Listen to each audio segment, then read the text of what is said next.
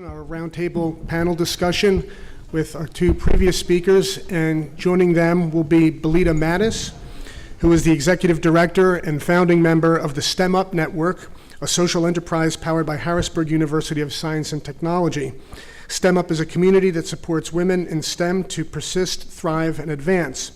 She also serves as the Provost and Chief Academic Officer at Harrisburg University. Dr. Mattes has 25 years of experience with leadership roles in higher education, including responsibilities such as program development, faculty development, and academic outreach and strategic partnerships. The discussion will be moderated by Sid Weinstein, who is a senior information technology and corporate executive with significant experience in cybersecurity issues and best practice, risk assessment, data security, and business continuity. He is a board member of the Philadelphia chapter of the Society for Information Management, an organization comprised of senior technology leaders with the common goals of networking, professional development, and community involvement. Please join me in welcoming our panelists today. Thank you. And let me be the first to say good afternoon to all of you. Panelists, I thank you that spoke very much for the wonderful talks we had, even if, David, you do scare the living whatevers out of us. Even if you do scare the living whatevers out of us. And basically, I thank those that stuck around for the last talk of the afternoon, and we'll get you out of here into lunch, hopefully close to on schedule. I will be soliciting questions further on through the program, depending upon how fast we go through things and what we cover, how much time we have for questions. I do have to stick, however, to our schedule. So basically, when we do have questions, it'll work the same way. You'll raise your hand, she'll come to you with the microphone, and I'll recognize you to answer the question when the time's right. So ethics, AI, or machine intelligence, or machine algorithms, or whatever, is a very old problem. You mentioned Asimov's 3 laws. Okay, those who may not be too young to remember the 1942 short story, a robot may not injure a human being or through inaction allow a human being to come to harm. A robot must obey the orders given to it by human beings, except where such orders would conflict with the first law. And a robot must protect its own existence as long as such protection does not conflict with the first or second laws. What's so good about those 3 laws was they were very specific and didn't have competing goals. But we look at those sets of principles that, David, you put up on the screen in part of your talk, and all of them have conflicting goals. So how do we choose what should be in our guidelines, and how do we develop and deploy those guidelines so that they're useful and will be adhered to? I'll start with you, David. Oh boy, thank you. Let me get this organized. Yeah, I think the key is the Hippocratic Oath, do no harm. If you remember in one of his books, he talked about the 0th law, right? Which basically said do what's, I forget the exact wording, but a robot should pay attention more to society as a whole, even if it damages a person, if I remember correctly. And I think that's the overriding goal. Now, unfortunately, that depends on where you live. You know, one of the things I've learned very strongly is living in Japan now for 10 months is that you have different ideas of what constitutes harm when you go between different countries and within different countries. And that's a big problem. Different metrics for what constitutes reasonable privacy, for instance. I believe in the Japanese Constitution language, there's no word for privacy, if I remember correctly. That doesn't mean there isn't privacy, but it's totally different. So it's a complicated space. I think my own guess is that the way we're going to go about this may not be in the long term wise, but it may be necessary, and that's to use the courts. You know, many countries, libel is an effective weapon, sometimes too effective. Now, right now, I forget what act it is, but the service companies are considered only sort of carriers and immune from what they carry. Clearly, they are putting themselves in a position where they're attempting to do something about that, and whether that compromises that safety net isn't at all clear. I'll put one more thing, if I may, and which is a little off the subject, but not much. You know, we've essentially giving more and more First Amendment rights away online, because there's no requirement for freedom of anything in the corporate world. The Constitution only applies to government, federal government, but most states have the equivalent. And that worries me also a lot on trying to get companies to take responsibility, because I think there was a comment, I forget exactly what the comment before was, but the notion that a company isn't responsible, it can blockade somebody, can squelch somebody off because they think it's, I remember what it was. The idea that hate speech, first it's hard to define. Hate speech is in the eye of the beholder. And that's going to be a big problem when it's applied to the online thing, because it's very politically sensitive. You know, if you say something bad about Trump, is that hate speech? I have no idea in the world. You have the right under the Constitution to say it. You may lose that right, essentially. And you can argue whether that's good, bad, or indifferent. Anyway. Add-on, Sorelle? Yeah, so I think I would say that there's a couple of principles that I would want to see. Yeah.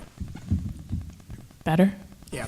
Okay, I guess I have to be right in front of it. So I guess I would say that there's a couple of principles that I would like to see companies working in this space adopt, and also governmental actors who might be working in this space adopt. And as you might not be surprised to hear from my previous talk, right, most of these center around process. Right, so I want to know that there's somebody who is responsible for the decisions, right? I want to know that the decisions are explainable. I want to know that they're accurate. And in terms of accurate, right, I want to actually know where they are inaccurate, because as I said before, they're not 100% accurate. I want to know that the decisions are auditable, right, so that you can see how the decisions were made and there's some possibility for redress. And then I want to know that they're fair. Under whatever definition of fairness the company is putting forth, and I want to know what that definition is, right? And I think for me, it's less about sort of a do no harm style thing, and more about making transparent along all of these different axes the possibilities to undo the harm that is likely to happen. Sorelle? So from the perspective that I bring, it's do no harm according to whom, right? Who decides what is harm and what is not? And to your point, in terms of process, making that transparent and raising awareness in terms of unconscious bias and how that plays into the decisions that are made.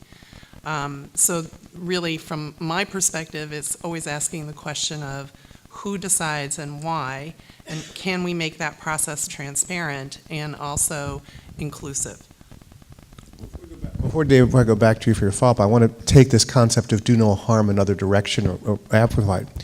The question of do no harm means that no single edge case can cause harm. And the question is, what's enough good? I'll take it outside of the machine learning phase into what's in the news right now and take it in terms of the vaccination world. Where does it become the greater good enough versus the do no harm? Because you gave the case of the autonomous vehicle and the usual edge case of who do you hurt, but you also have how many hundreds of thousands of people get killed in car accidents every year if it killed X number of people because it couldn't handle edge cases, but saved a much greater number, whatever that number needs to be. Why? Is it a worthwhile technology? So how do you handle that do not harm versus the greater good? That's good. Let me throw in something for the previous topic for a minute. When you talk about companies and their decision process, et cetera, you have to remember that the internet is not a U.S. item. It's international, and and many of the companies involved are independent companies within their jurisdiction. They were incorporated in, say, Japan, China, whatever, if they're allowed to operate in China.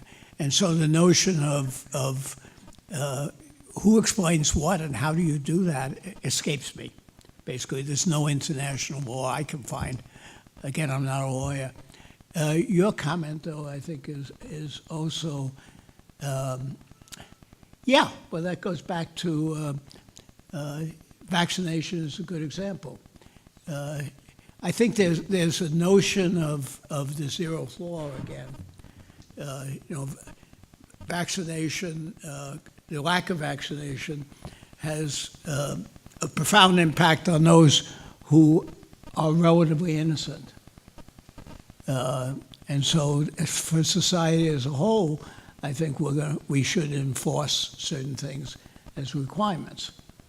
But if our machine learning algorithms allow us to make things safer, but they have an effect where some people still get hurt, the idea of liability, again, taking this back to the courts for liability, is there some safe harbor within that for things that pass a whatever definitional set and so forth that could be dealt with? Or is that an ethical, this is ethics again, of how we're going to decide which of the technologies we're going to allow to be disseminated? Yeah, I have to think a bit about that. Your turn. Yeah, so I think I would go back to this idea that all of these things are actually sociotechnical systems. And so the version of cars that we have now are already sociotechnical systems. And even if the cars become more self-driving than they currently are, right, because some of them are already a little bit self-driving, they can park themselves or whatever. Even if they become more self-driving, right, it's still a sociotechnical system. And so I think, I would want to know how we are working within the existing system and think about it in that context. I'm not sure how to answer that, to be honest. I think context changes over time. In terms of vaccination, there's the current case of Temple with the mumps and how that has perpetuated itself. And I have conversations with others about global warming and how that's going to bring back epidemics that have been suppressed over time because of the activation of different organisms. So I think the context is not only in terms of what's safe today, but there has to be a context of the global kind to actually answer those questions or even contemplate them. So in terms of vaccination, the impact... I'm sorry, I really didn't want to detour into the because it's not a technology item. Yeah, I understand. I use it as an analogy that we could that we knew from the past. Sure, but as a sociotechnical construct, there's that construct changes over time. So having that conversation today about technologies that exist today, to Sorelle's point, needs further unbundling, if you will. There, you want to follow? Just to bring you the car up again, there's another interesting question. You're in a driverless car, and you're seating in the car, and your car has an accident. There have been several cases where the person innocently sitting there has been held liable for the accident. Is the company who did the software liable? The whole thing is sort of, I think that waiting for the courts to do something, and the courts won't do anything until there's enough of them around, and at that point there's going to be a riot. I don't understand that whole game, but it's going to make a lot of lawyers very rich. So, Sorelle, I'm going to change the topic slightly, get away from that part of things. You talked about the bias in the data sets and the bias in how we deal with the outcomes that these decisions make. But let's back it up. How do our biases affect what we actually implement and program and how we deal with it? And how can we take those biases into account in the systems we're going to be building, even before we move them for the initial use, even before we get to the secondary uses that don't quite work. Yeah, I mean, I think as with all of what I've been saying, I think that that's highly context dependent, right? I think that, if what you mean is that you're designing a system to do risk assessment within the criminal justice system, and you're worried that even the design of that is already a biased action, right? Then I think that takes us to the solutionism trap, right? Should you even be doing that? And I think as with, many of these types of implementations, I believe the answer lies with talking to community groups and making sure those directly affected are part of the decision-making process. Really? I would expand on that, looking at it from a sociology perspective, that the communities involved need to be representative, meaning I worry about solutions that are being put into place, technology solutions, science solutions that don't consider issues of age or gender or ethnicity. They're not inclusive in terms of their context. And to your point in your talk, and then you take that solution and put it into a different context and hope for the best. And I think those conversations about building, again, awareness of unconscious bias in the design, and also in terms of building awareness for population-specific, not just community-specific, but population-specific issues is really important. Could you, just for my benefit here, population-specific, you mean? Well, for example, in the current decision, who decides? Well, the creators decide, and the decision makers decide, and across that population of decision makers and creators, there is not a good representation, for example, in terms of gender or in terms of ethnicity. It is still very much a male-dominated type of construct. Okay. David, you wanted to add something? With certain trepidation, I'll just make a comment. There was an article in the New York Times, I think, saying that the Bronx School of Science had a distressingly small number of black students, even though, to my knowledge, the admission to the high school is strictly on exam basis. I don't understand how you correct that and still maintain the level of goodness of the school. I mean, instantaneously, I can see how you, in the long term, try to do it. But the fixing off balances by saying we're going to put one group on a different metric, unfortunately, I don't see how it brings everybody down. And I'd love to understand how to do that. So, I mean, I think I would again respond that it depends on exactly what metric you think you are optimizing to and what in this case, what the goals of the education are. I would also note that previously, so, Bronx Science and the other magnet schools in New York used to be much more diverse, and recently have become less diverse as certain programs that had previously been put in place were stripped away, right? So, I mean, I think, as ever, this is a complex social system, and interventions need to be made at many points in it. But I also think that reducing the goal of education to scoring well on an entrance exam may be missing some of the point. I'll agree with that. So we brought up that ethics isn't stagnant. Things change over time. And we learn new things, and we have different emphasis because of these problems we run into or the situations we run into that give us a different light. How do we deal with the existing systems, which are not going to disappear because they're already in place, to take into account and kind of work with, particularly when you get to these large learning sets of data, which may have been biased to begin with, and we've discovered that now. How do we deal with the existing systems to try to bring them up to date to where we want to be with ethics going forward? Really? Any ideas? So So we talked a little bit yesterday in conversation about quotas, and I'm not a big fan myself, but there are movements afoot, for example, for gender parity at least, and for ethnicity parity, to populate decision-making bodies with a more inclusive and diverse population. That seems, according to David yesterday in the conversation, that seems to be working in Europe.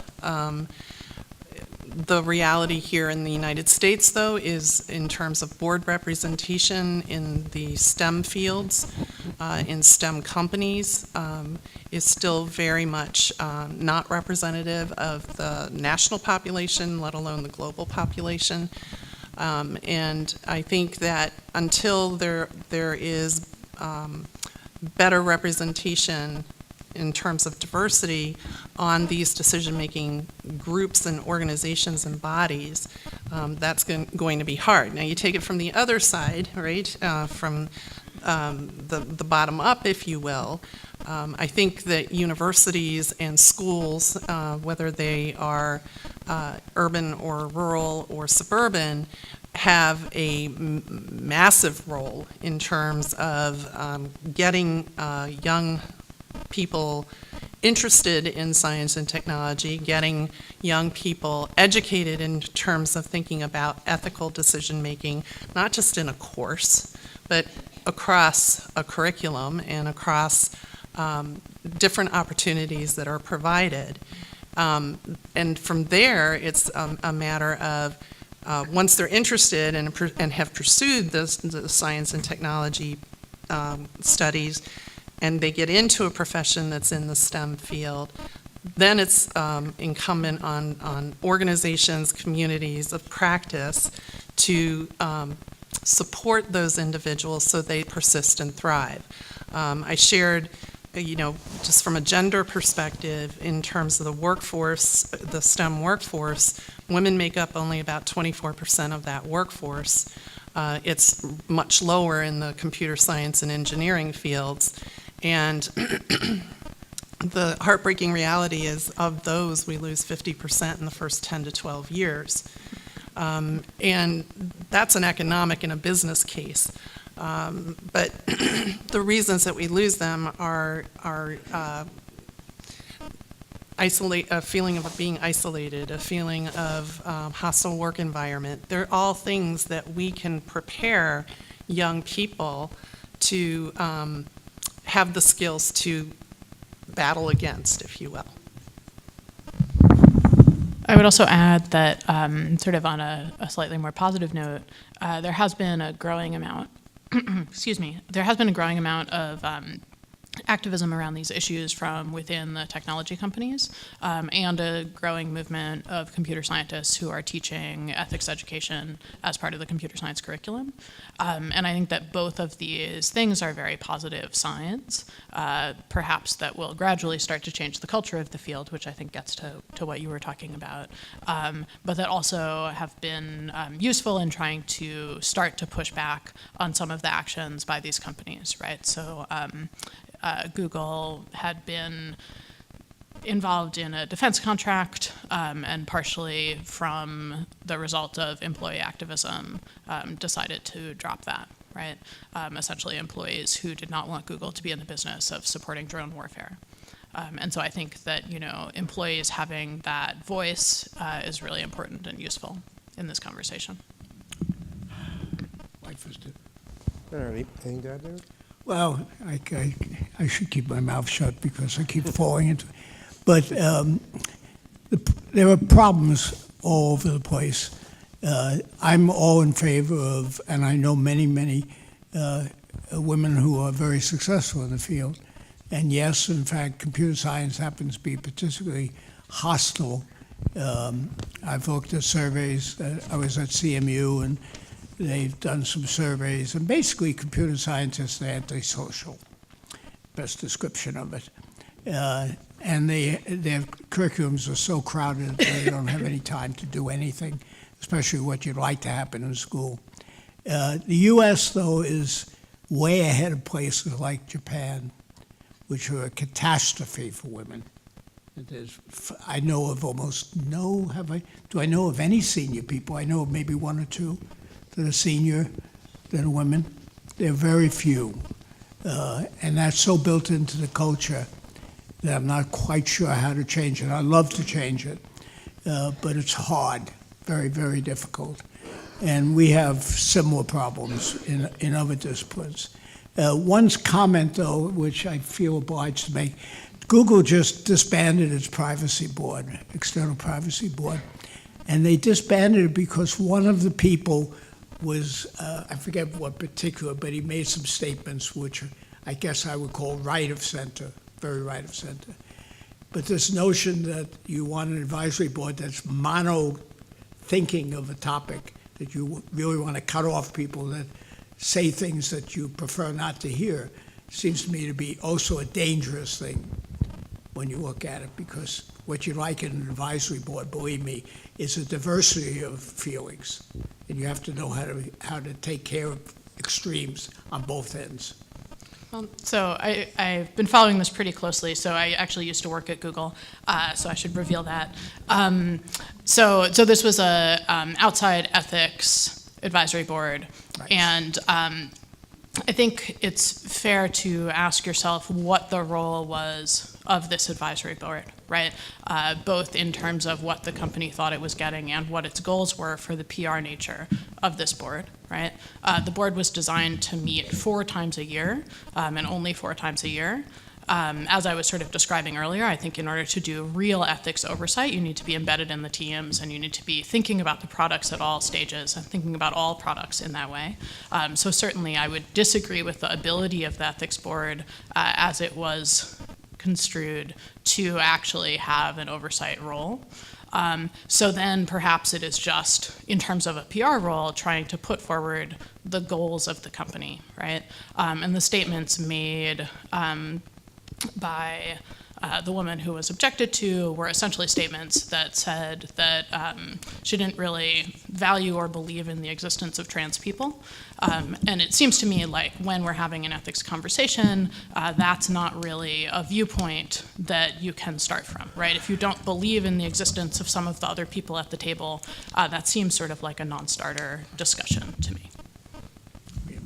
Oh, and I should say again, I was glad to see that current Googlers inside the company, more than 2,000 of them publicly opposed the board. And that partially that internal pressure, along with a lot of external pressure, led to them closing it only a week after announcing it. I'll open up to questions. Any hands?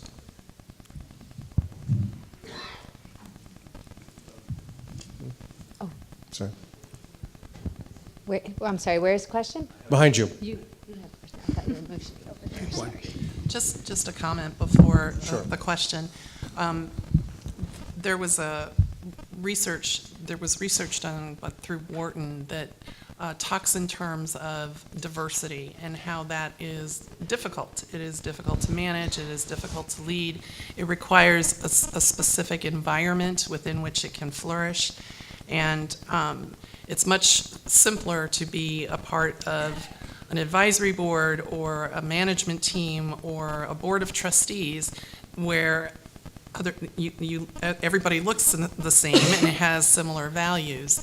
The argument has always been that diversity equals higher productivity, better outcomes, but that's a hard thing to get to, in particular if diversity is actually counterproductive. If, to your point, if the folks sitting around the table don't recognize one another as adding value. So just a comment before the question. Can I?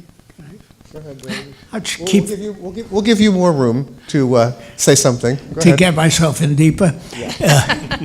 Paul Barron, who was a valued friend and probably the person who started the idea of packet switching, which is underpinning the Ethernet, once said to me a very interesting thing when I went into academia. He said, watch out for retroactive ethics, where you take somebody who says something in an environment where it's perfectly reasonable to say it, and 5 years later you evaluate what he said 5 years ago in terms of today's ethics and crucify them. We're getting into that habit more and more and more. And probably the safest thing to do for many people is to say nothing. Okay. The other problem I have with, this is so built in, when I went to work, got out of school and went to work, the mother company of Bell Labs, AT&T, hired no Jews at all. Okay? None at that point. And Bell Labs did, but that was a rare case in the system. So, I've always been sensitive to quotas or non-quotas because in general they're used the wrong way.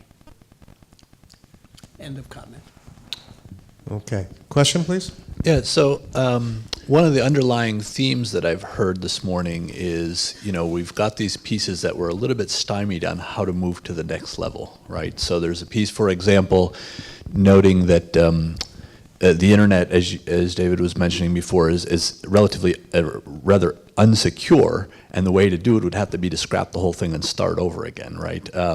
And even in some of our process questions, how do we, we can recognize this, but how do we change it? And so I'm wondering, the panelists could talk about, in some level, if there is a need for a massive disruption to the socio-technological systems that exist now on a worldwide scale. So here I'm going back to saying a lot of our social order is created as a result of World War II, right? Where we ended up with the Geneva Conventions, the Nuremberg, the whole Cold War. All of that was kind of a reaction and a response to this large disruption that was World War II. So it sounds morbid, but is there a need for a disruption of that magnitude again in order to change the systems?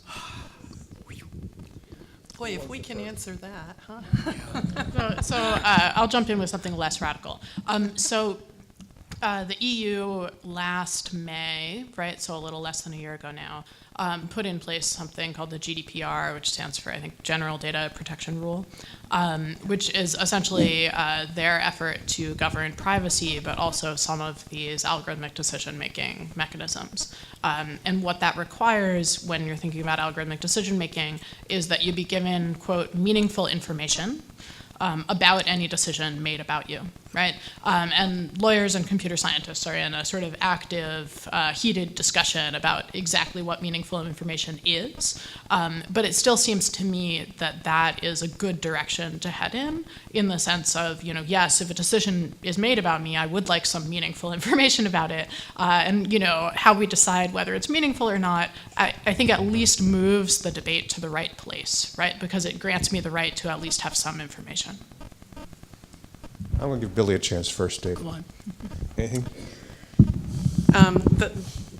The GDPR is, according to what I've seen, a step in the right direction, but doesn't go far enough. It is a good beginning, just like quotas on boards for diversity requirements is a good beginning, but it has to reach a tipping point at some point. I think that is a disruption needed? Yes. I think what the argument would be is what level of disruption are we talking about? Some would argue that machine learning and AI is that disruption and will bring those questions to a point where we as humanity have to address and answer those. Okay, David? Yeah, I like parts of GDPR, whatever the initials are. GDPR. I can never remember. And there are parts of it which are very dangerous and stand a chance of fragmenting the internet into worse than it is now. The problem, as far as I can tell, is that it was a political document. Largely, I'm not sure who wrote it, but it's not uniformly good. It's not uniformly bad. It's a first attempt. If it stays the way it is, I think it could be disruptive. The right to be forgiven, I have no idea in the world of how you do that. That's minor technicality. Copyright stuff is really tricky, and whether it can internationalize is very doubtful. But it's a good effort. But I'm not sure the Europeans consider it the first step. But I wish them luck. Yeah, no, I think I'll shut up while I'm ahead. Okay. Give her a second to get to the microphone. She's on her way. Which way are you going? Oh, sorry, there's one down here? There's one down Oh, here, and I didn't see the one up Oh, there. okay. I'll take the one up there Yeah. first, then. Thank I you. didn't see that. I had a head between me and that person, so I couldn't see the hand. Okay. Go ahead. Thank you. I have two questions. First of all is, in one end of all these discussions, we have computers, we have these electronic systems or algorithms that they're actually dealing with binary values, 1, 0, on, off, true, false. On the other end, we have an ethical concepts, which is a concept. We don't even have a concrete definition or a solid definition which applies basically everywhere. So we can see that it's relative to where we basically want to focus. So is there a unifying theory that basically we are trying to achieve, or do we have to look for a unifying theory that, for example, Hawking was trying to put theory of relativity with quantum physics, everything together in one theory of everything? Are we looking for that theory? Are we trying to resolve, for example, the concept of ethics in in technology, or we are trying to find a middle ground? We are trying to basically set the needle somewhere and say, okay, this is acceptable, and then this can basically, of course, move with respect to time or progress with the progress of technology, with the ethics and all those discussions. So this is one question. Well, let's handle that one first. I'll let you hold the mic. Okay. Billy, you want to try first? So I don't think a one-size-fits-all unifying theory will address this, quite frankly. You and I have had conversations about, from an ethics perspective, again, it can't be an isolated conversation or an isolated course. It has to be something that is integrated in terms of mindset. Dr. Farber had mentioned that, ethics is not something that really is a high point within organizations like IEEE or within engineering curriculums. And I agree with his point that in order to come to a volume of agreement around ethical decision-making in terms of data and computer science and engineering, that is a mindset that has to be cultivated from early on, with students early on, with communities early on. And then you layer onto that the complexity of context. And I think, to Sorelle's point, coming up with some unifying processes, things that we agree on in terms of how we design and deliver, is probably a much easier and better, more sound approach than trying to create a unifying theory, my perspective. Sorelle? She said what you wanted. Perfect. All right, your other question then? Yes, his other question. Huh? Very quick question. I think the example of driverless cars and the liability issues, don't you see the same problem, for example, right now with the technologies that we have? For example, the airplane crash that we just experienced, for example, that was a problem with the technology or with the sensor, and who is liable? Is the company liable or the pilot liable? So don't you see that the same extent, or we do have the same experience even without those driverless cars being kind of popular these days? So we have that. We just have to adopt into a new kind of paradigm of devices, maybe more complex, if you will. Go ahead, David. We certainly have the background, but as you know, adapting things takes a long, long time. And you can bet your bottom dollar the car manufacturers will fight it tooth and nail.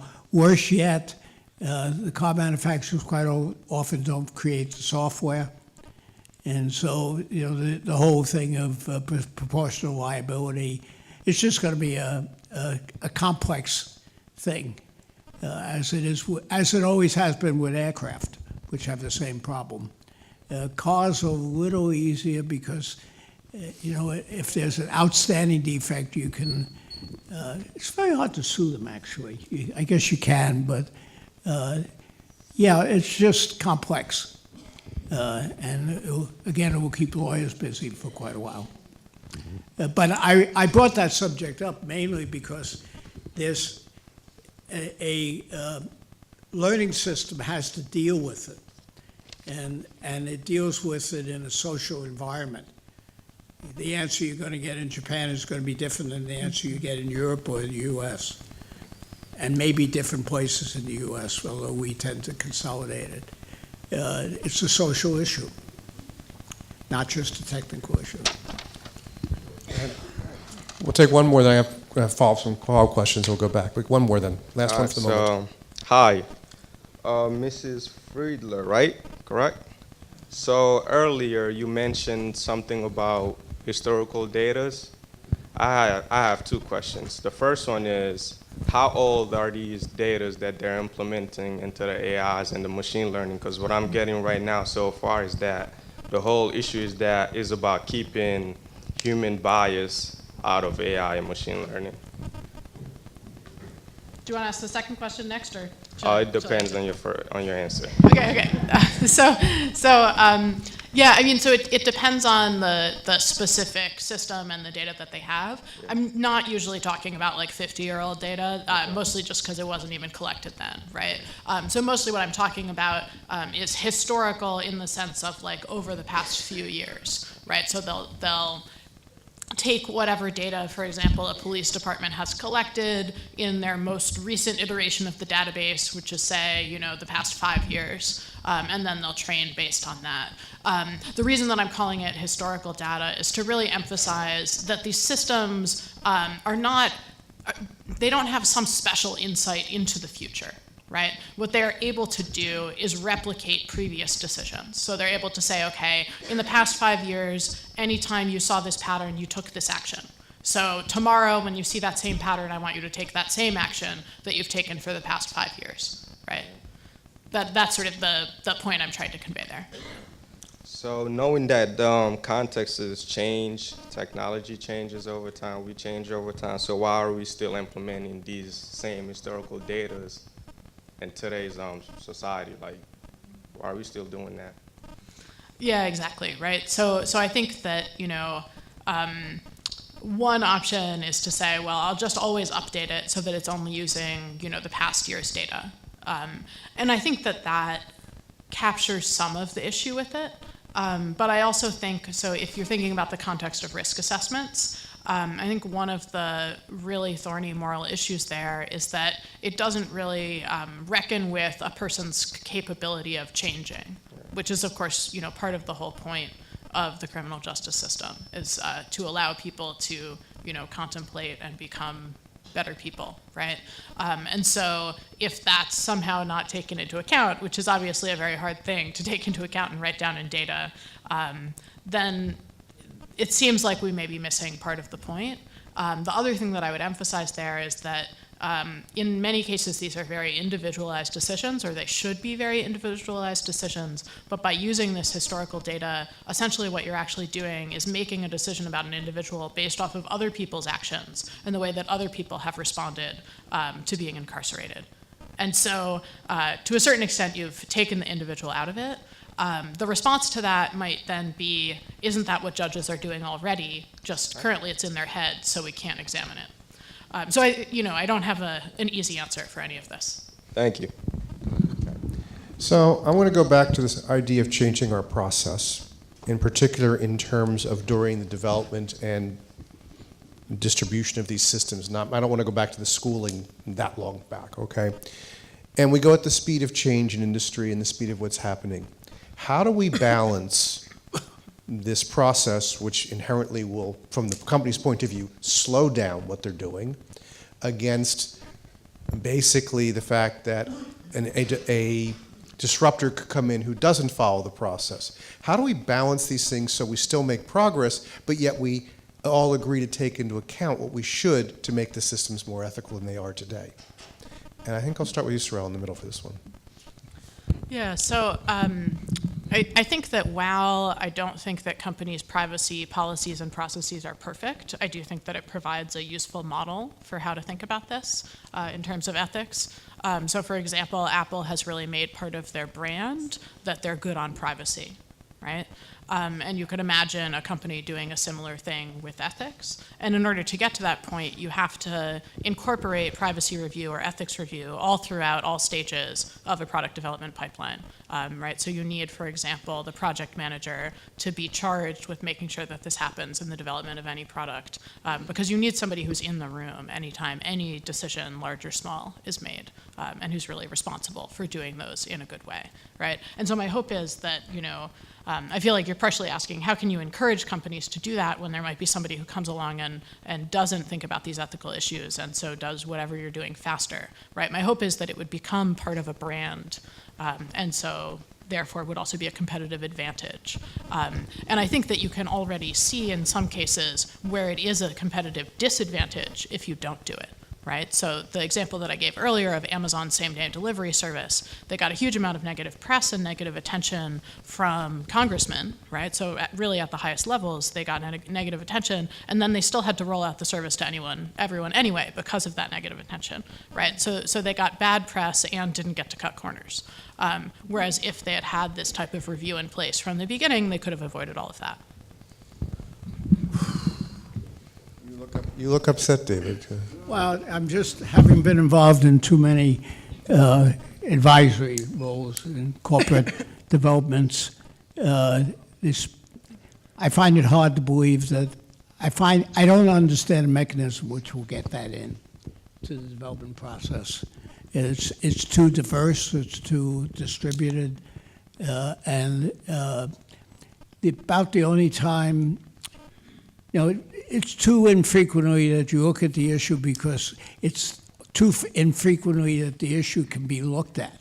I mean, you know, you got this crowd of people trying to develop a product, right? And at any one little piece of it, there's probably no ethical problems there. It's just when it comes together. And so I would argue that, in fact, companies have two problems. One is they wait to look at it until it's very late in the game, often.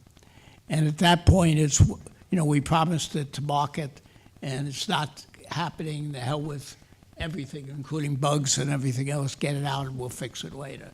That mentality is built into the thing and will continue to be built in as long as consumers are willing to accept it. I hate the word consumers, by the way.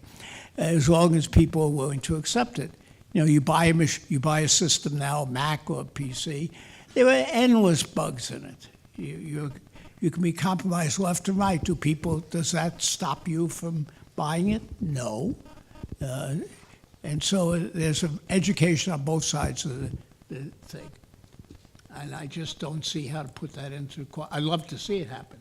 I'm not arguing it. It's just I don't see how it works. Really? I think there's a level of social accountability that comes from many different directions. Not only the process by which things are designed and delivered, but also in terms of class action suits. I mean, you have your carrots and your sticks. You can build a great brand, right, and put that brand in the center of that brand. That this is an ethically produced product, right, and designed product. You can use the stick of litigation. You can use the accountability factor in terms of the social accountability within a community of practice or within a community.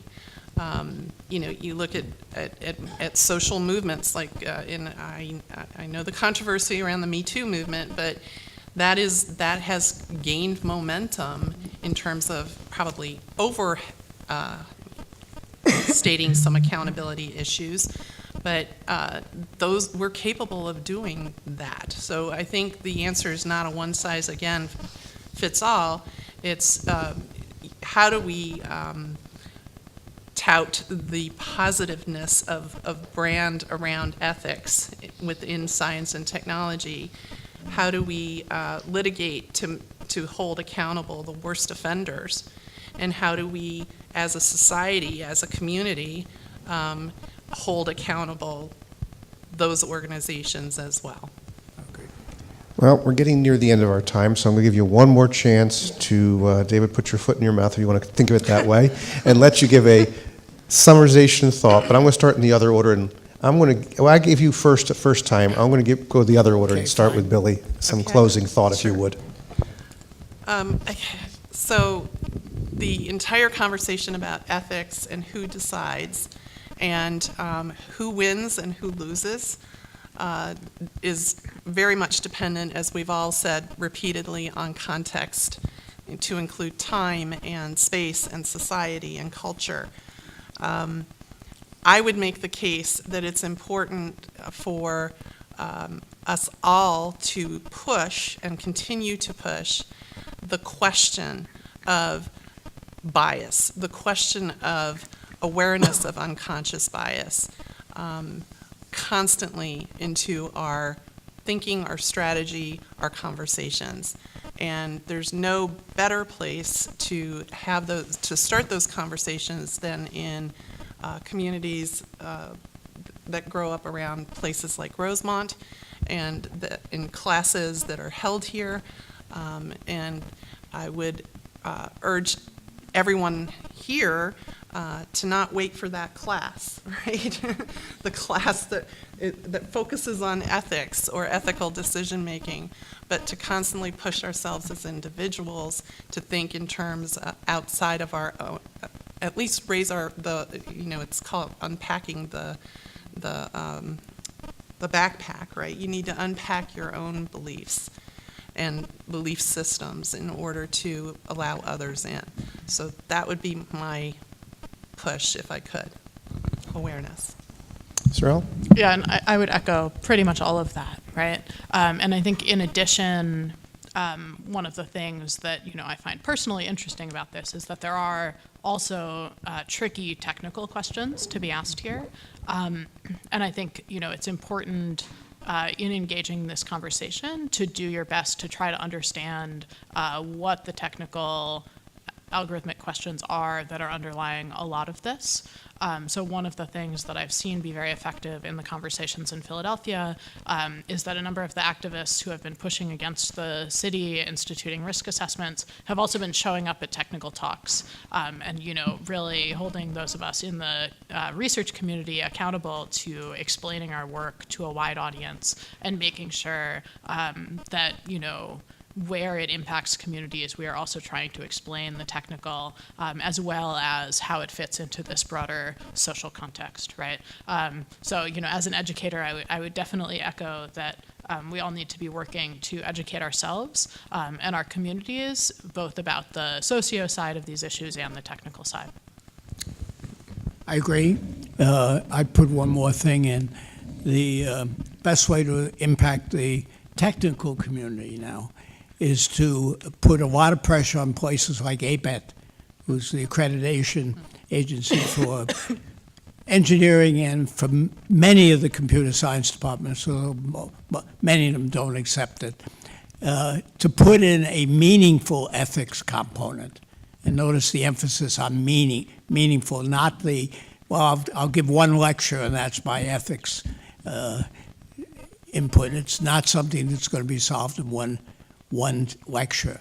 And I think that's very important that that be baked into the program. If you want to be accredited as an engineering school, which every school does, for reasons that escape me, by the way, then you must have a meaningful ethics component in it.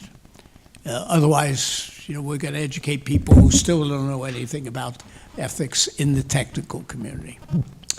I want to thank the three of you for taking your time and putting your reputations at risk to answer questions you had no idea what they're going to be from the audience. So thank you, Billy, Sorelle, and David. And I want to thank the audience for sticking around and asking those questions.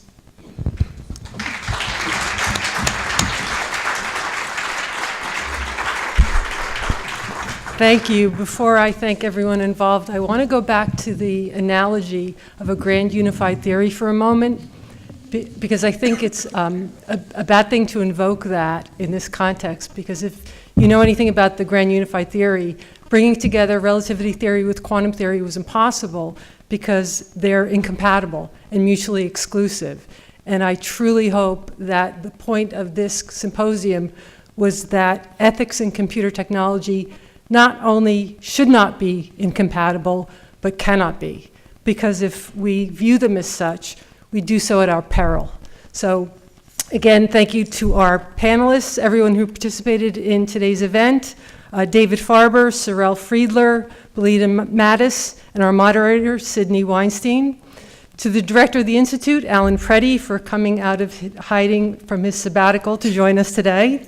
Thank you to the external and internal boards of the Institute, President Sharon Hirsch, and special thank you to those who helped with the planning and execution of today's event, especially my esteemed colleague, Kristen Moran, Vice President for College Relations, and her more than capable staff, Tony McDonald, Katie DeBuff, our Head of Media Services, Liam Fennell, our IT Director, Bill Kenny, and especially to my more than capable assistant, Susan Carey, who's back in the office keeping everything in check for me. Thank you all very, very much. Please visit our website, which is www.rosemont.edu/symposium for more information, and we look forward to seeing you next year at our next symposium. Have a good day. That timing.